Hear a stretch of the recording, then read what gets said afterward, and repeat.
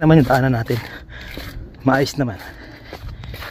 Sindali lang tayo nakarating doon, mga isang minuto lang naman. Yan dito yung ano namin, mailbox. Yan, buksan natin kung anong nangyayari dito sa ano. Sabi susi natin.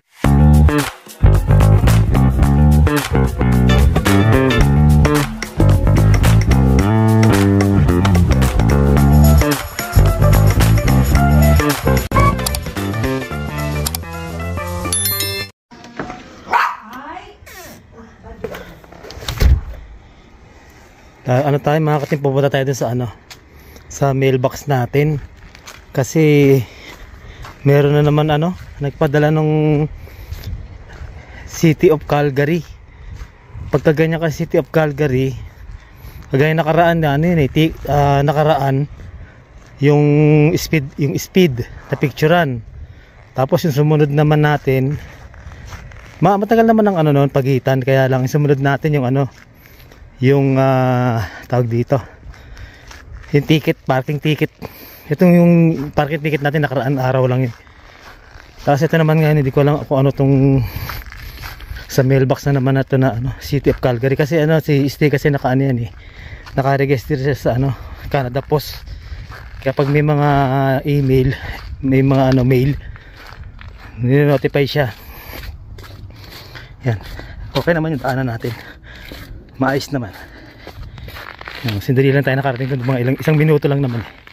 Yan dito yung ano namin, mailbox. Yan, buksan natin kung anong nangyayari dito sa ano. Sabi susi natin. Ayun, maraming laman.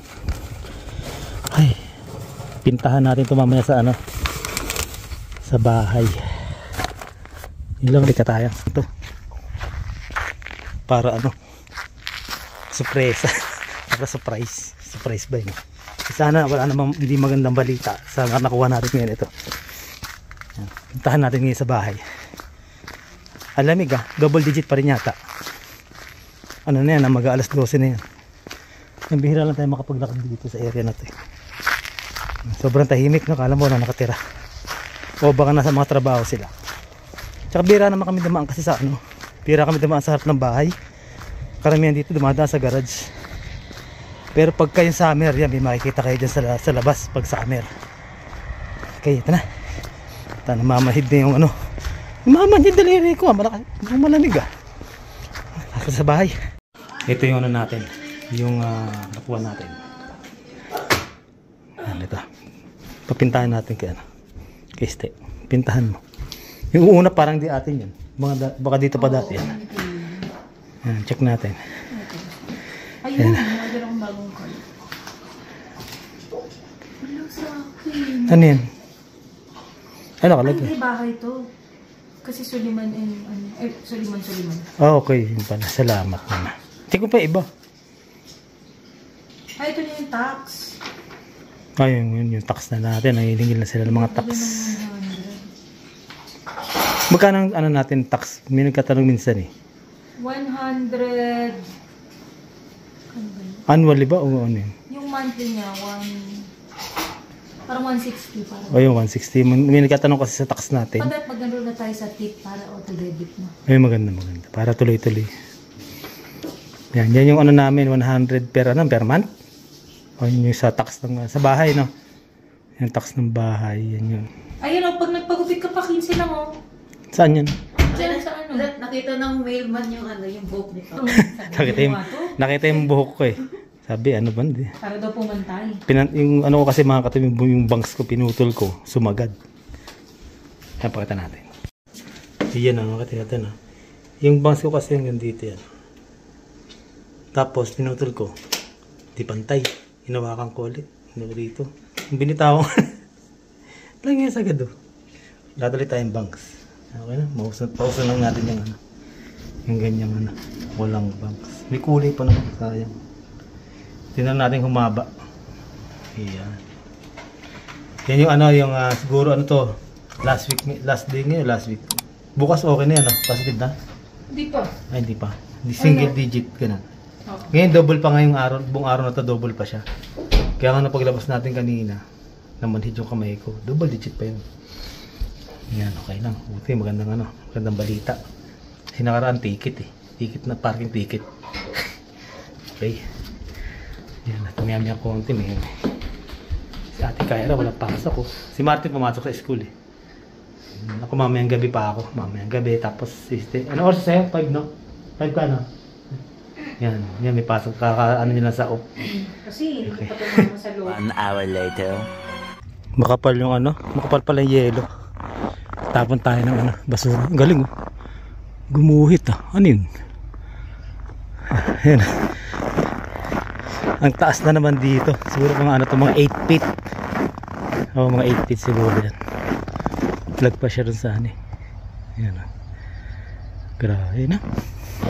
Taas na naman siya. Mas malamig. Pasok na si pinapayagay sa akin, pasok na si Station Walmart, Costco. Yun o, pasok na si Steve. Bye bye. Ingay na kasi makapal yung makapal yung snow.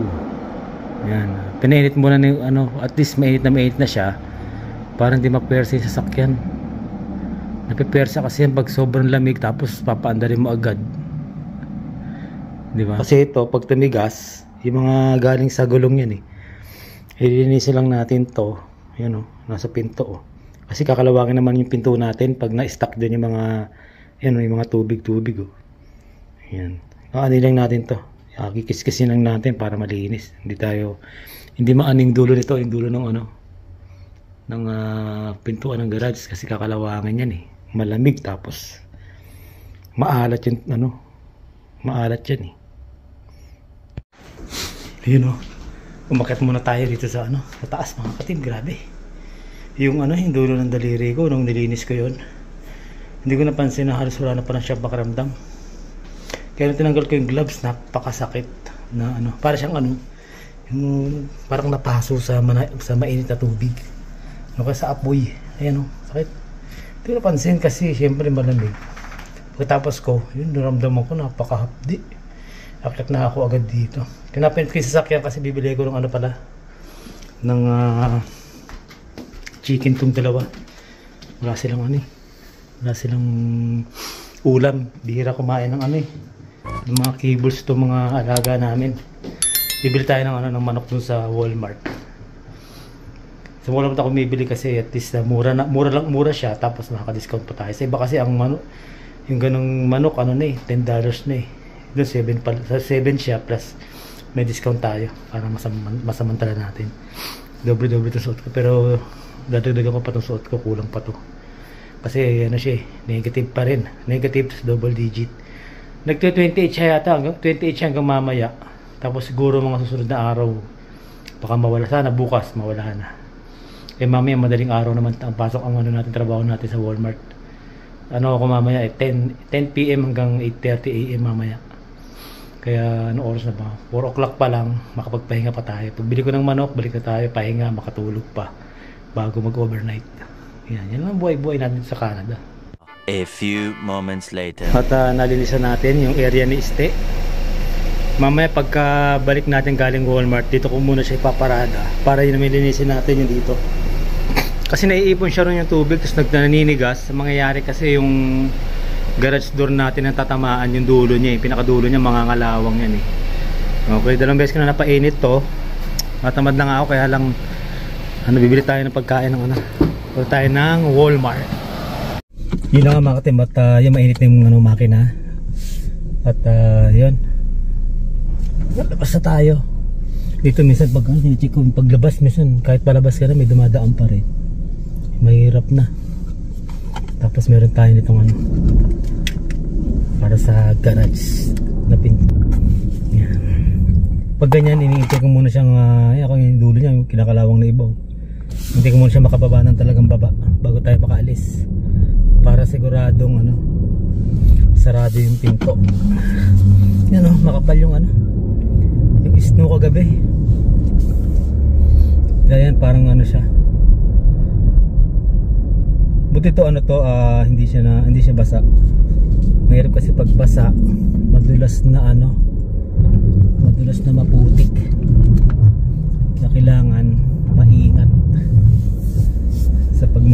Then dyan yung pag yung paangat na yan, kailangan maingat ka rin dyan. Minsan ni-skid ka dyan kasi nga nakabuelo. Ni-skid mo pupunta ka sa kabilang side. Kailangan dahan-dahan ka sa pag-akit dito. Ba maliwanag Hindi pa nag-message system kung naandun na siya sa Costco 4:35 na yan, bili lang tayo dito sa sa Walmart. Malapit lang naman dito sa amin yan. At okay, let's go.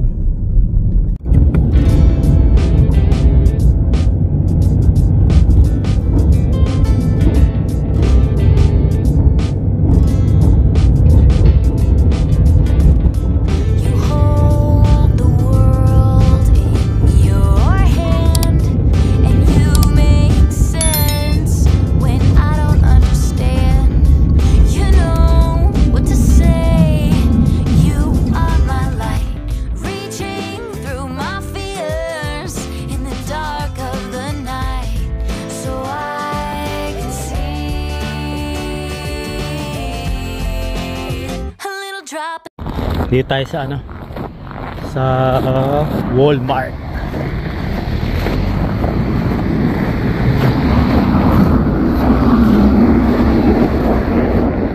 Yan, tawid tayo. Di ba nang humihinto yung isang sasakyan kaya minsan mag-iingat ka rin dito Minsan may mga kahit na tumatawid na, dire-diretso pa rin sila.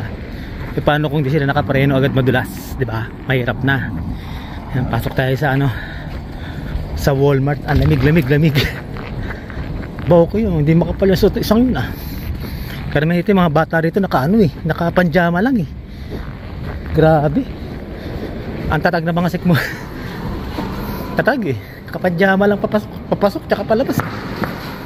Okay, dito tayo siyempre sa kung ano yung pakay natin. Baka maubusan tayo, mabilis maubos ng chicken na to Yun. Tabil tayo. Barbecue chicken. No more. Ito yung binili natin, barbecue flavor. Hindi sila pwede ng ng garlic. Yan, okay. Ba, may sale sila ng bigas dito Mura kaya itong ganitong halaga. Nakasave ka ng halos sa $5 Muna tayo ng natin postcard. Bali naka tayo rito, makakasave tayo ng $5.31. Kaya kukuha tayo ng 6 para nakasave na rin tayo ng malaki lang masasave natin dito. Kaya kuha na tayo bago maubos. Yan kumuha tayo ng 6. Nakasave tayo sa 6 na yan, nakasave tayo ng $36. Nakasave tayo ng $36. Malaking bagay din yun, $36. Tsaka matagal na namin gagamitin to.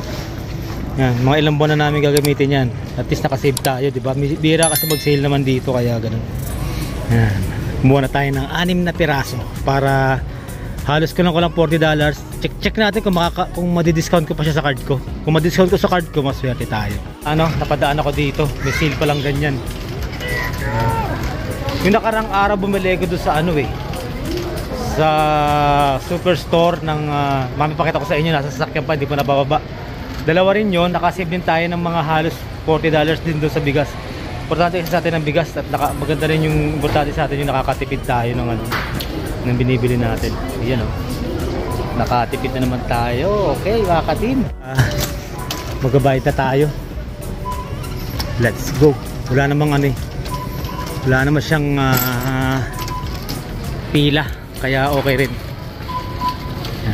Yun na nabili natin yung pagkain nila Chico tsaka yung 6 na bigas. Sayang din kasi matitipid kaya ganun mga katim, nakasave pa tayo ng $9 dun sa card natin. Bukod sa sale yung bigas, nakasave pa tayo $9. Bali yung pagkain nila Chico parang nalibre natin. Okay, bayad na tayo. Napamili natin mga katim. Yan, bali 7 yung binili natin, nakasale na siya. Dati siyang tawag dito 18. Dati siyang $18. Nakasale siya. Isang sale na yun? Mukhang malaki-laking sale yung isang yun Kung nakita yun Yan, tapos meron pa tayong discount na ito yung discount natin sa card. na and discount given do sa ano natin, sa card natin sa Walmart. Di ba nakatipid tayo rito sa ano, sa pagkain nila Chico. Parang halos di nabayaran. Yan, okay. Let's go. Sobra-sobra yung mga discount na nakuha natin. Karaan natin binili, naka-sale din to eh. Yan o, 18 kilos naman to, naka-save din tayo rito ng ano, tig $10. Yan, plus ito bumili pa tayo uli. Yan, malaki mga na-save natin kasi rice is life sa mga Pinoy. Di ba? Okay. Okay, ano natin to para makawin na tayo, lamig. Yun o, at malaki-laki yung mga natipid natin sa mga bigas natin ngayon. Kailangan dito nag-aabang ka lang sa mga ano, sa mga ganyan sale. Kaya sayang din 5.31 kada isang isa nun. Balik ko lang $40 yung ano natin, na-save natin sa 6. Di ba? Malaking halaga rin yung $40. Tapos plus meron tayong 10% discount sa Walmart natin na card. Nabawasan pa ng $9. Kulang $60 din, $50 yung na-save natin. Yung bumili pa ako ng nakaraan, ang save ko doon, tig $10 na save ko doon sa 18 kilos. 18 kilos yun. Nakasave tayo ng ano siya, 48 siya, tapos nabili ko siya ng 38. Nakasave din tayo ng $20 doon sa dalawa. Kaya pag ganyan may mga sale, lalo na't malakas tayo sa ano, sa rice. Siyempre ang rice natin eh light. Baka nga ano na yan eh, ilang buwan na yan eh.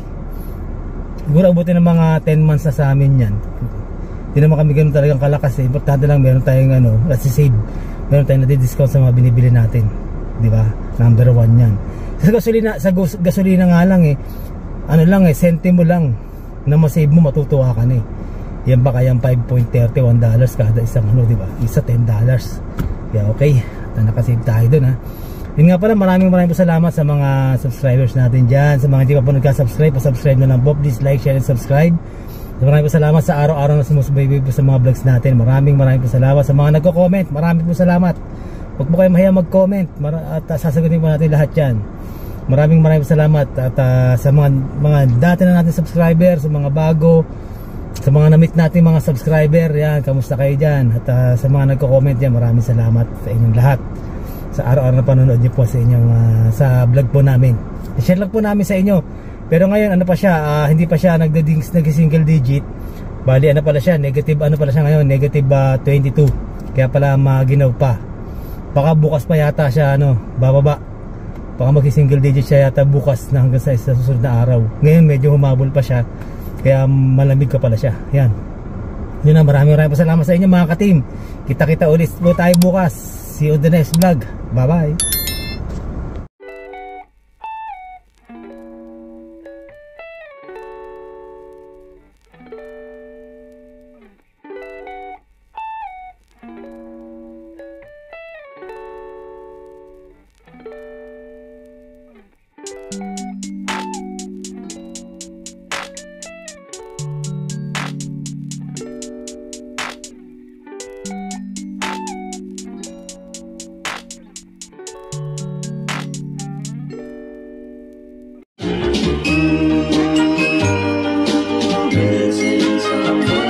Missing someone